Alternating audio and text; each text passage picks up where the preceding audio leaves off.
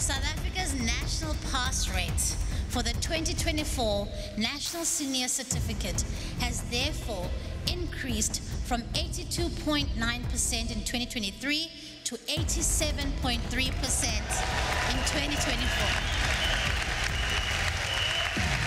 This is the highest matric pass rate in the history of our country and should be a moment of great pride and celebration for us all.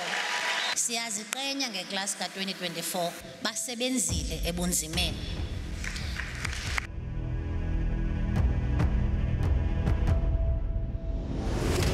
Ungqongqoshe wemfundo eyisekelo uSiviwe Gwarube Mbukeli uhalalisela abafundi bakamatikuletsheni wonyaka ka-2024 ngokwenza eyibukwayo. Nathi siyithimba le-Asikhulume Let's Talk Mbukeli sithi asithathe leli thuba sinhalalisele. Achieving an 87.3% pass rate is no small feat. It's a first since the dawn of democracy. Congratulations to you once again. Kodwa Mbukeli asikhulumi ngezemfundo namhlanje khumbula ukuthi kule mpelasonto edlule ANC bibungaza ukuhlanganisa iminyaka neshumi-nantathu yasungulwa emcimbini obuthanyelwe yinkumbi zabantu enkundleni zemidlalo iMandela Park eKhayelitsha esifundazweni iWestern Cape.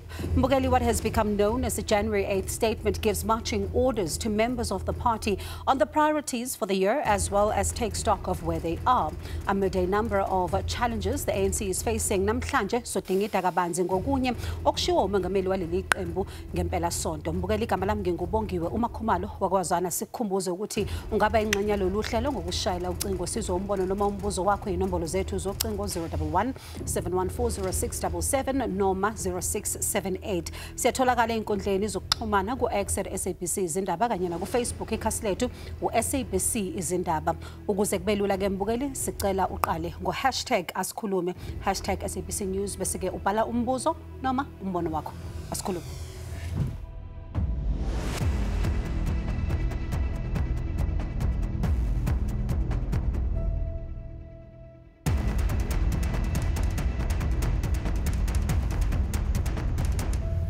Mbukeli, ngaphambi kokuthi singene sigxile engxoxweni yanamuhla kusihlwa ake sicaphune nanku umbiko olandelayo mayelana nezinye zezinto ezibe seqhulwini ngesikhathi umengameli we-ANC uCyril Ramaphosa ethula inkulumo ye-January 8 statement ngempelasonto eKhayelitsha esifundazweni iWestern Cape.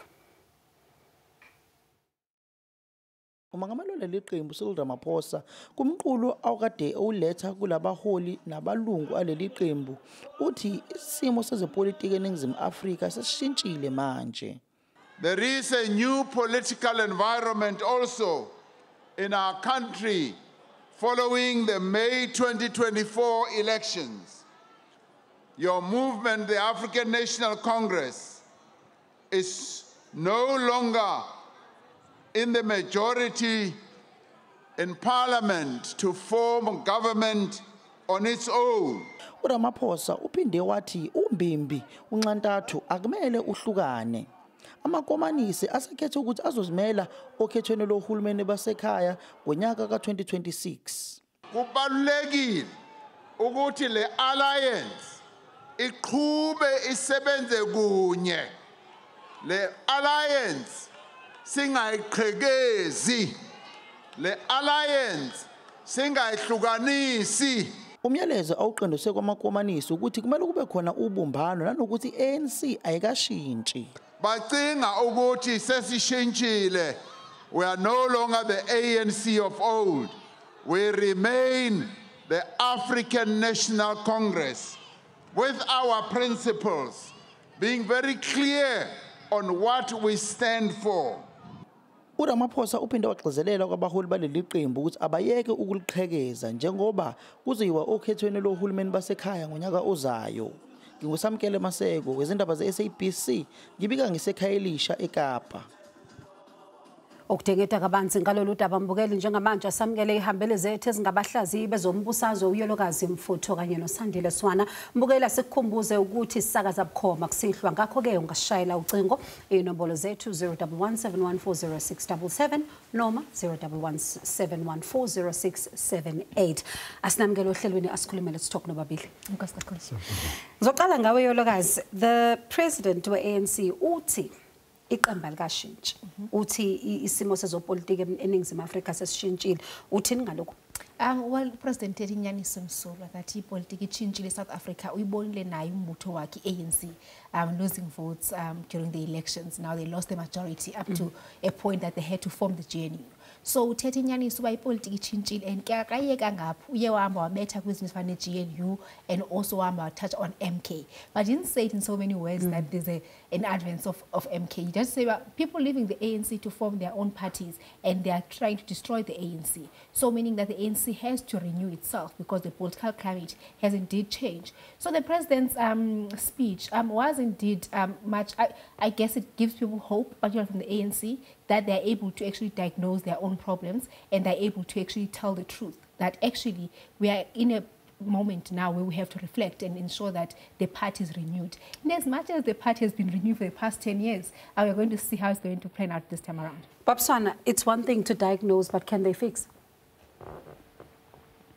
Makhumalo kunzima kakhulu into ababhekene nayo ngoba uma ubheka umlando ubuyela kuNelson Mandela.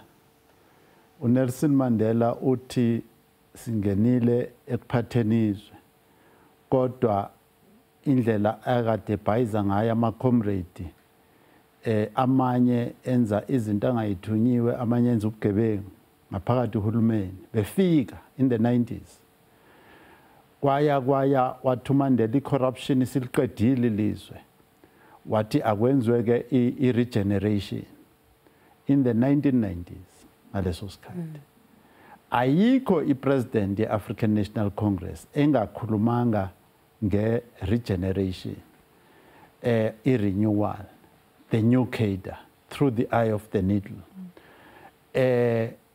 abantwana abazalwe i-African National Congress ikhuluma nge-renewal sebeshadile banemizi yabo manje bangabazali i-African isazama ukuqala umbheki uqeda ukusho manje ukuthi kukhulunywa manje nge-renewal kodwa there is no return plan ethi ngelanga elithile ngenyanga ethile sokwenza lokhu ngedate ethile sokwenza lokhu so i-renewal kwe-African National Congress umdlalo ake ngiyibeke ngale ndlela kuney'nsizwa mina engangifunda nazo e-university singama-comrade kuleso sikhathi silwa ne-apartheid bathi mabekhuluma ngale nto yale renewal but the ANC is able to correct itself i-ANC izilungisa yona ngokwayo ngathi mina labantu laba ngeke bakwazi ukuyenza lento manje mase ngibabhalela la ko Facebook abanye ngibacela ukuthi nithini manje abasangiphendula abasangikhulumisi baxakwe ile self correction ye-African National bathe benza self correction bazala umkhonto wesizwe MKP esikhundleni sokuthi ba-unite ba-dividana bahlule baqembukelana bona ngokwabo manje Yolokazi right on that point kusho ukuthini ngoba manje futhi ngaphandle kokuthi mhlawumbe ubuke i-MK party sizoza kuyona i-alliance yona yodwa nje ayihlangene kumanje especially uma ubuka i-SACP nokuthi ayijabulile ngale government of national unity. Well, SACP really has made it clear, and particularly now they're saying that they're going to contest elections. But they've been threatening. Yes, do you think they'll really now? Well, we do hope that they won't, actually, because in terms of the alliance itself, it's for the people. Remember, the ANC as a liberation movement, it ties to the freedom from charter that people must govern, actually. So having parties like the SACP, having COSATU, the working class is represented, the trade unions are represented, then they can actually have a voice within governance. So it's important that the alliance itself is alive, but it's important that the alliance is not only alive during elections. The alliance is alive during the course of governance. They have actually have to have a room to ventilate where they have dissenting views. They have to have a room where they actually have to say, no, we don't want a GNU. What else do you actually suggest we have instead of GNU? Because right now we saw Mr. Tulasin saying that we support the ANC, but not the DA.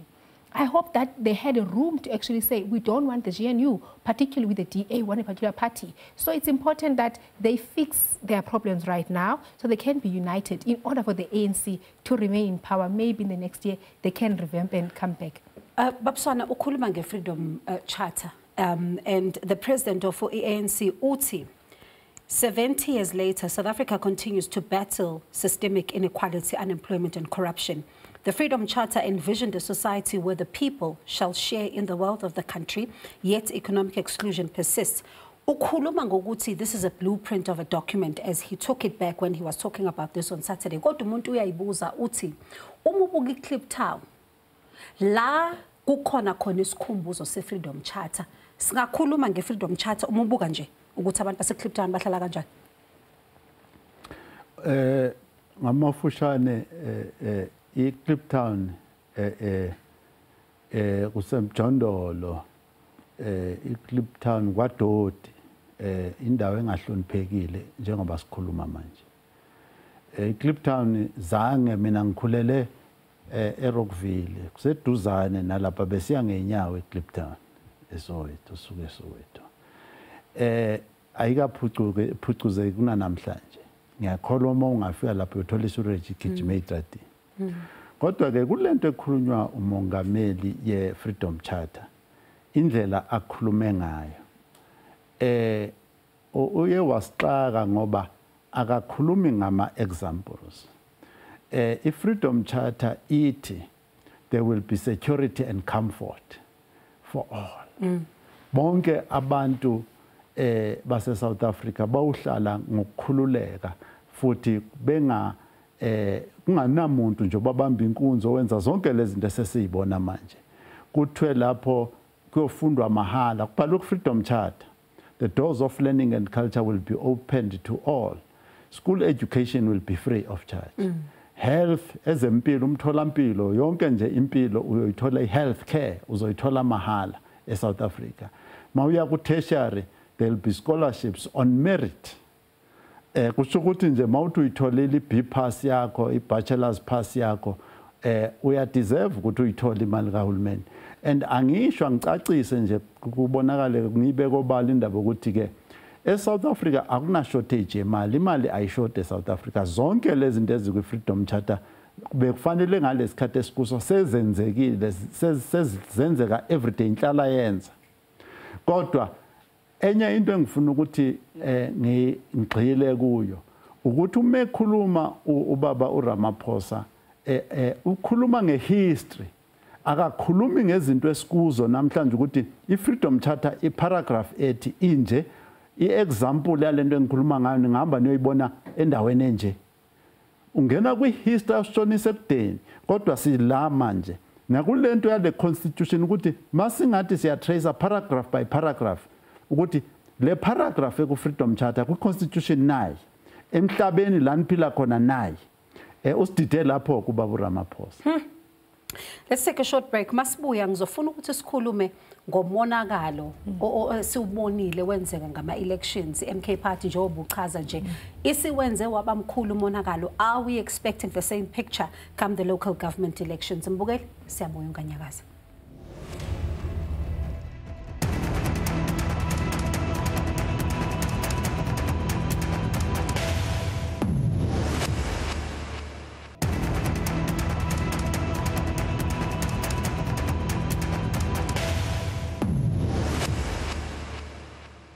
Mbukeli sisahleli nehambeli zethu ku-Asikhulume Let's Talk. Khumbula ukuthi ungasishayela ucingo 011-714-0677 noma 011-714-0678. Ubeke nje uvo lwakho mbukeli. Angize kuwe yolokazi uma ubuka i-ANC ikhuluma ngokuthi ifuna ukulungisa umasipala, and we've seen a lot u-Auditor General akhuluma ngakho when it comes to umasipala, and one wonders then, in your view, when you look at the road ahead for this particular political party, how much damage would you say the MK Party has done? And can we see a replica of that in local government elections? Well, yes, the MK did shift what politics we've been looking at for the past couple of years, right? I mean, no one saw what MK did in terms of the election results. A new party getting about 15% of the electoral vote. But we cannot maybe say it's a damage in terms of how the political landscape. However, now I think voters have the time to actually reflect, to see it. What kind of a political organization, what kind of leadership do you want for South Africa? Because we've seen in terms of municipalities, local government is in tatters. Local government, we know if a person is a municipal manager, we never expect anything that is great coming out of them. They're just politicians who are put or deployed into place. So it's important that what the president has said in the January 8th statement, saying that we want to renew the kind of leadership that we have. We are going to introduce ethics and integrity modules or courses that everyone must participate in as a member of the ANC. So it's quite important that they renew the kind of leadership they have, then they can actually regain the support of the people, and they have faith in the leadership, because it can't be that people don't trust their own mayors, they don't trust their own councillors, they don't trust their own municipal technocrats. It's important that people, they take ownership of their own governance, because we say that people shall govern, right? Interest point you raise there. I do understand ukuthi sinothulwayo from the Eastern Cape. Good evening to you. Siyaphila baba, ungasho nje kafushane.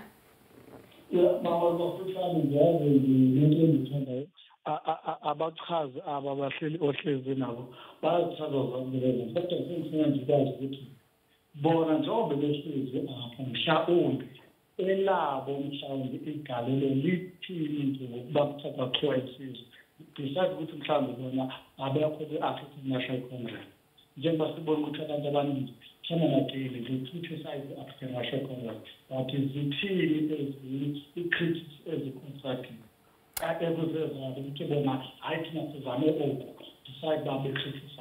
Siyagova Dada, Enkosi kakhulu uthulwayo from the Eastern Cape. Please take that one, Babson.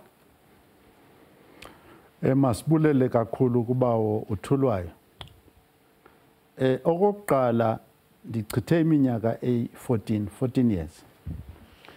Ndingumhlohli University of the Witwatersrand Municipal Finance Program from 2007 to 2021. Sifundisa minimum competencies ezi umuntu xa ezawuphatha umasipala kufuneka abe nazo azipasa. Ndichithe ixesha lam senza loo nto 14 years. Ibe ligalelo lam elo lokufundisa. Noba ndide ndibe kwezi show ndikuzo njengayo yona le ndisaqhubeka ndiyafundisa. Ligalelo lam elo. Xa ke umuntu engumfundisi kufana nentoba umuntu wayezobuza uClive Barker coach abafana ukuthi igalelo lakho yintoni. Akazukhaba bhola uClive Barker. Ucebisa abafuna bekhaba ibhola bamabenze kanjani. Ndibeka kuloo ndawo. So mawubacebisa ke ubona ukuthi benze njani kuba bathi bafuna ukulungisa omasipala. Bathi bafuna ukuthi wonke umuntu okhona manje ayilungise indlela omasipala basebenza ngayo. Ingcebiso le seside sifumana amathuba okufundisa nje thina. Yayingeyongcebiso yethu. Uhulumende weza esithi nansi into esiyibonile babantu bethu abanazo izakhono zokuphatha omasipala baqeqesheni sabaqeqesha. Kwazothi wona ama-comrade endaweni yoba umuntu ongakwazanga uba apase i-course ngexesha elifanelekileyo akhutshwe emsebenzini kufakwa opasileyo. From 2007 uzofika namhlanje ayikho iminister ekhuphe abo bantu yafaka abafanelekileyo. Ngaphakathi komasipala bekumele uba kufakwa abantu abafanelekileyo abangafanelekanga bakhutshwe. Ayikho into ezawulunga eSouth Africa ekudibene ne-African National Congress nedibene nalo rhulumente ukhoyo kungekakhutshwa abantu abafakwe ngondlela mnyama kwamasipala abafakwe kurhulumente ngondlela mnyama ekungafanelanga babe phaya. Abafanelekileyo bagcinwa ngaphandle. Loo nto ke Makhumalo iqala kumongameli welizwe. Iyotsho koyena ceba usezantsi. Iyotsho kwi-employees ze-state uba umuntu bekumele uba kufakwe umuntu kwi-position nganye ofanele loo position. Ayenziwa loo nto. Ayikho ke ingcebiso esinoyinika ama-comrade omnye nomnye wabo ezazi lo kumele bukhupha abanye uyazazi naba bekumele bakekho apha. Akho umuntu uzawukhupha omnye apha ide iwe yonke le nto. I wonder what does it mean? Ngoba uYolokazi is speaking about trust, which is something very important. Ngoba uthi awunikwazi ukuthi ningathemba abantu enibafakile ekhundleni ngoba that is where the problem begins as well. Kodwa Masibuya, ngizofuna ukuthi sikhulume ngokuthi manje mabaya phambili khamba kanjani. Ngoba if you want to fix municipalities and unabantu abangakwazi ukukhipha abantu, what then becomes your picture? Mbukeli siyabuya khona manje.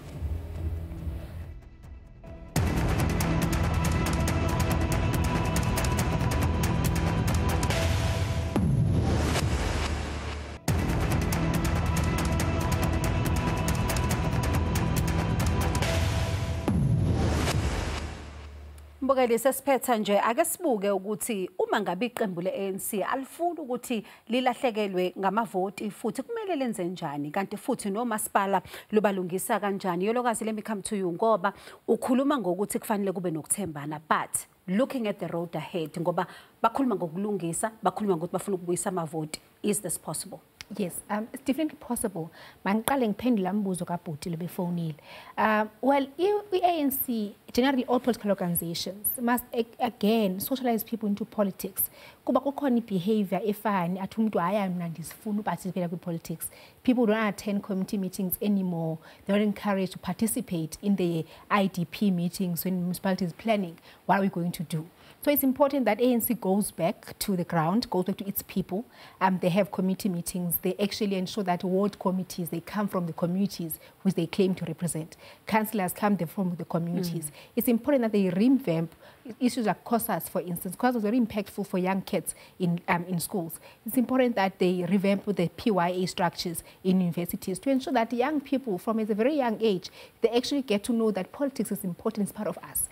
Then when they have to go through elections, they're not necessarily found wanting, not knowing who gets to go which position. And also it's very important that they get rid of elite politics, where they just parachute people from the ground to parliament. Now, when you look into parliament list, when you're looking at parliament, you don't even know of the members who represent us in parliament. So it's important that it's people that the society knows, then they can be easily reachable. Because now there are people who are sitting in Cape Town and Pretoria, they can never get to be in touch with the people. So they go back to communities. Interesting point. And if mhlambe bangalungisa lezi zinto uYolokazi akhuluma ngazo, can they get their members back and the votes back? No, elections siku 2025. Sasiku 2025. Elections zizovela ngo 2026. Maybe 18 months, whatever the period is. Abantu abakwatelanga iANC ngento encane kuyiminyaka isurage ichicha kuyiminyaka amagundwane uzabantwana kuthi ababulawa yiHylipirimi yonke lento amagundwane agcwele emalokishini iganga lezi igcwele udodi imikhukhu igcwele eBryanston eSandton Fourways Randburg kugcwele imikhukhu manje iti Freedom Charter, there will be an eradication of slums. Ibhalwe kanjalo Freedom Charter, eradication of ghettos. Kodwa iANC esikhona manje ANC emikhukhu abantu abanazindlu. So into ezobuyisela ithemba ebantwini ukuthi kwenziwe umsebenzi.